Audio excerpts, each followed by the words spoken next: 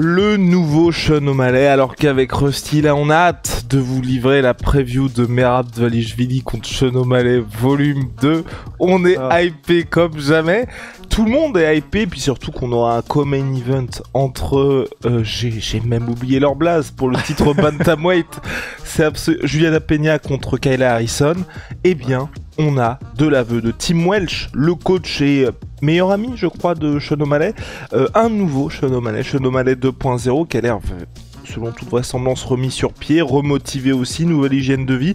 Il lui faudra au moins ça pour affronter et pour gagner contre Merab Dvalishvili après un combat qui avait été assez insipide de la part de Sean O'Malley, où j'ai même envie de dire qu'il avait lâché en cours de route, avec, on se souvient tous, cet extrait de Tim Welch qui disait quoi ? Allez, plus que 2 rounds ou plus qu'un round, je crois, c'est ça, Rust ? Ouais. Donc voilà, on va voir ce qui va se passer pour la suite. C'est parti, générique. Winamax te rembourse ton premier pari en cash si celui-ci est perdant dans la limite de 100€ et en plus avec le code LASSUEUR10, 10€ supplémentaires en cash. Attention, les jeux d'argent sont interdits aux mineurs. Jouer n'est pas une alternative au travail et ne permet pas de s'enrichir, donc jouez de manière responsable. Bon, évidemment, on est à 3 semaines du combat, faut faire un petit peu monter la sauce, faut que les gens se hype un peu. Est-ce que tu y crois, toi, ce nouveau Sean O'Malley, ou c'est de la com tout simplement ? Oula, hop, oh bordel, il enlève ses lunettes. Non, j'y crois. En fait, j'y crois, mais je pense que... Alors, parce que le post exact de Tim Welch, enfin la citation exacte, c'est « Sean a complètement arrêté de fumer de la weed, il a totalement arrêté Instagram, il en est sorti, il a complètement arrêté Snapchat, il a complètement arrêté d'utiliser X, et maintenant, il ne pense plus du tout à ce genre de choses, et il est beaucoup plus en paix, beaucoup plus serein. » Et en fait, d'un côté, je trouve ça cool, parce que, mais ça, c'est marrant, le nombre de, disons, parmi les combattants connus, on en a vu quelques-uns quand même. Thomas Spinal, pareil, qui a le moins d'interactions possible avec ses réseaux sociaux. Il le fait que quand il ne doit le faire. Jorge Masvidal, il avait eu un peu le même délire quand il était revenu et qu'il avait été, tu sais, qu'il avait eu cette résurrection de carrière. Darren Till, pareil, qui avait dit qu'il avait complètement arrêté. Donc, sans avoir la résurrection de carrière pour Darren Till. Pourquoi tu fais... Toi, t'aimes trop ça, toi, hein? Mais non, mais c'est important, exactitude, tout ça. Oui, c'est vrai, d'accord. Factuellement, c'est vrai. Mais finalement, est-ce que c'est important, les faits dans tout ça? Non, mais oui, ouais.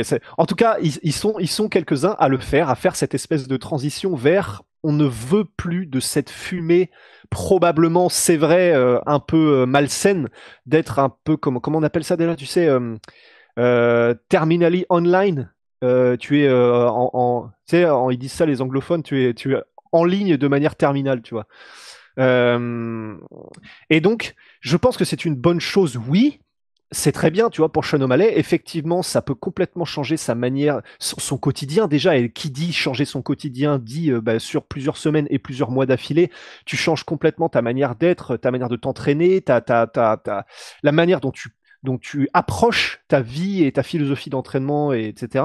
Donc ça, pour moi, c'est vraiment intéressant. Il faudra voir si ça fait des vrais progrès. On va pas se mentir, ça, je ne pense pas que ça fera des progrès incroyables sur sa technique. C'est ça le truc, en fait. Ça pourra le faire un petit peu parce qu'il peut arriver mentalement différent, mais c'est pas comme si... parce qu'il a aussi quelque chose qu'il a fait, c'est je crois qu'il a eu son opération à la hanche, et ça, par contre, ça peut aussi faire un bond en termes de capacité physique. Donc et ça, il en avait parlé immédiatement après la défaite. Voilà, donc si on devait aller chercher des choses qui pourraient faire une vraie différence physique, je pense que c'est plutôt ce genre de choses-là, des opérations qui font que tu peux t'entraîner à faire de la lutte pendant ton camp d'entraînement, ce qui n'avait pas été le cas lors du premier combat contre Merab, où ils avaient avoué, Tim Welch et Sean, qui n'avaient pas pu s'entraîner en lutte du tout. Donc ça, ce sera une différence monstrueuse. Le fait qu'il change son approche et sa philosophie de vie, ça peut être aussi un très bon, mais voilà, je pense pas que ce sera ça qui fera le plus gros truc. Et en fait, au bout de tout ça, j'ai envie de dire, est-ce que avec tout ça, on a plus d'espoir, en tout cas je vais pas être que pour moi, est-ce que j'ai plus d'espoir qu'on ait un Sean O'Malley radicalement différent et donc qui rééquilibre complètement les chances de gagner face à Merab? J'y crois pas beaucoup plus. Il peut le faire, hein. Il J'y peut le crois pas mettre KO, c'est ça en fait. Pour moi, il peut toujours le mettre KO. Il a toujours cette chance-là, cette possibilité-là. Mais sinon, sur la physionomie du combat, s'il perd, je le vois perdre de la même manière. Et malheureusement, c'est ça aussi. Tu vois, comme on n'a pas vu de combat pour Sean O'Malley entre-temps, c'est un peu compliqué pour moi de remonter dans ce train-là. Bah, c'est ça. Du côté de Merab, il y a eu quand même ce gros combat qu'il ne voulait pas, on rappelle, contre Marlon Magomedov, où vraiment il a mis d'accord tout le monde. Tu vois, je ne vois pas qui doute de Merab aujourd'hui.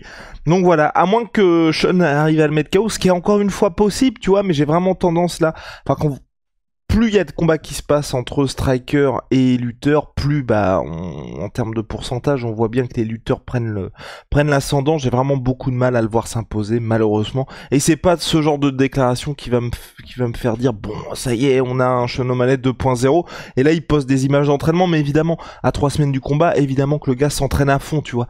Avant ça, j'avais pas l'impression qu'on ait eu un Sean O'Malley qui avait complètement changé. Bah, en fait, de toute façon, à qui la faute, j'en sais rien, peut-être l'UFC, mais de toute manière, on était condamné à ce genre de moment, ce genre de podcast, parce que qu'est-ce qui pouvait changer de plus pour nous faire croire que, parce que là, le but, c'est quand même un peu effectivement de nous faire croire que ça va être radicalement différent le combat. Donc, qu'est-ce qu'il pouvait faire de plus? Pas grand-chose. Donc, on est condamné à avoir ça comme manière de communiquer pour essayer de nous faire croire à un combat différent et nous faire acheter le pay-per-view et regarder le combat. Mais oui, la faute, c'est probablement à l'UFC qui a rebooké ce combat alors que personne ne le voulait. Donc, on en est là. Non, mais ouais, je me serais dit, tu vois, ou peut-être même une approche différente dans ses entraînements, typiquement montrer que le gars fait de l'anti-lutte ou fait venir des gars en rapport avec ça. Et c'est vrai qu'aujourd'hui, bon, on l'a vu s'entraîner avec Israël Adesanya notamment, mais dans évidemment ce qu'ils nous ont montré, et sinon la classique avec Tim Welsh, mais t'as pas vraiment d'éléments tangibles, et c'est peut-être pour ça aussi d'ailleurs que les gens ne se chauffent pas trop alors que le combat a lieu dans 3 semaines, c'est que tu te dis, bon, Merab fait toujours du Merab, et pour le coup, il est de plus en plus divertissant, et c'est vrai, je sais plus qui a dit ça, mais là il y a quelqu'un il y a pas longtemps, et c'est vrai, et que ça bouge beaucoup dans cette catégorie, tu vois, en mode Merab, et si c'était lui le plus grand bantamweight all time? Bah ouais, la question se pose, hein. C'est vrai que quand tu regardes son résumé, et c'est vrai que j'avais été le voir aussi, parce que j'avais vu un post passer un peu du même acabit, et la personne disait, en fait, regardez juste son résumé, c'est juste qu'il est pas, il met pas de combat ultra spectaculaire, mais par contre, ses derniers adversaires, Oumar Nurmagomedov, Sean O'Malley, Henri Cerudo, Petr Yan, José Aldo. C'est une C'est dinguerie, hein. clair, c'est clair que c'est quand même très très solide. Après, bien sûr, il y a toujours le bail de à quel moment de leur carrière il les prend. Certes, c'était pas dans leur prime, donc ça joue quand même, mais ça fait un sacré beau résumé malgré tout. Donc, pour moi, ça se discute quand même chez les Bantam, mais il est là, hein. C'est très clairement, il est là et ça se discute. Tu mettrais qui, toi, toujours en numéro un? Parce que ça se joue entre Dominique Cruz, TJ Dillashaw, peut-être? Je sais Ouais, pas, Dillashaw, parce qu'il y a quand même ce côté dopage qui vient c'est ternir un ça. peu le truc. C'est ça. En fait, c'est ça le problème, c'est que s'il n'y avait pas eu dopage, j'aurais toujours mis Dillashaw, je pense. Et d'ailleurs, qu'est-ce que j'aurais tué pour voir un combat entre Dillashaw et Merab, Dillashaw Prime et Merab. Mais parce que Dominique Cruz, il a quand même aussi marqué son époque, donc faut pas qu'on ait ce biais de c'est plus récent, donc c'est mieux. Mais la fin de carrière est Mais moins bien gérée par Cruz aussi. ouais, mais en fait ça, ouais, Tu t- faudra voir Ça t'enlève un peu ça? Parce que de temps en temps, je ouais, commence à y penser, tu vois, que ce soit pour Fedor, même pour Anderson Silva. Est-ce qu'en fait, on parle juste du prime des gars? ouais. Mais d'un côté, tu vois, quand t'es un John Jones ou un JSP et tu pars en étant toujours invaincu, c'est quand même beaucoup plus stylé, quoi. Bah, c'est sûr. Après, pour moi, c'est toujours un peu cruel de parce que la série d'invincibilité, ils l'ont eu. Le fait d'avoir tapé les mecs dans leur prime, ils l'ont eu. En fait, je commence à me dire, c'est tellement pas juste de dire à la fin de leur carrière, ils ont pris ça, ils ont pris cher et machin, parce que ça enlève injustement leurs accomplissements qui, sur le moment, eux, ils sont restés légendaires et historiques. Donc, mais attends, allons voir Dominique Cruz et puis comme ça, on va vous donner un petit peu un petit ressenti comme ça là au jugé. Dominique Non, c'est compliqué, Cruz. hein. La fin pour Cruz, c'est compliqué parce que c'est des victoires contre des gars qui sont pas brillants et puis quelques grosses toises quand même. C'est ça. Donc là, il est sur, il a perdu par KO, gros KO contre Marlon Vera en 2022. Victoire Pedro Munoz, victoire Casey Kenny. Ensuite, défaite Henri Cerudo, défaite Cody Garbrandt. Et quelle défaite contre Cody Garbrandt. Et ensuite, quand même, putain, il a tapé Uriah Faber, TJ Dillashaw, Takeya Mizugaki, parce qu'il revenait de blessure après avoir passé 2 ou 3 ans, bah donc 3 ans là, hors des rings, enfin c'était incroyable. Demetrius Johnson, Uriah Faber, Scott Jorgensen, je le kiffais Scott Jorgensen, Joseph Benavidez, Brian Bowles, Joseph Benavidez 2 fois, Ivan Lopez, Ian McCall, enfin c'est quand même c'était les meilleurs à l'époque du monde. Ah mais donc, son run est complètement fou, mais même quand il revient contre Dillashaw. Hein. Quand il revient contre Dillashaw. Gagné contre Dillashaw. Ouais. Après quoi, un an et donc demi, c'est pour ça. ans. Je mets encore Dominic Cruz parce que si on enlève ce biais de c'était plus récent, il a quand même, je trouve, tapé des mecs dans leur prime qui ensuite ont prouvé qu'ils étaient légendaires et l'étaient déjà à l'époque. Donc je mets encore quand même Dominic Cruz, mais il arrive. Il arrive, Merab.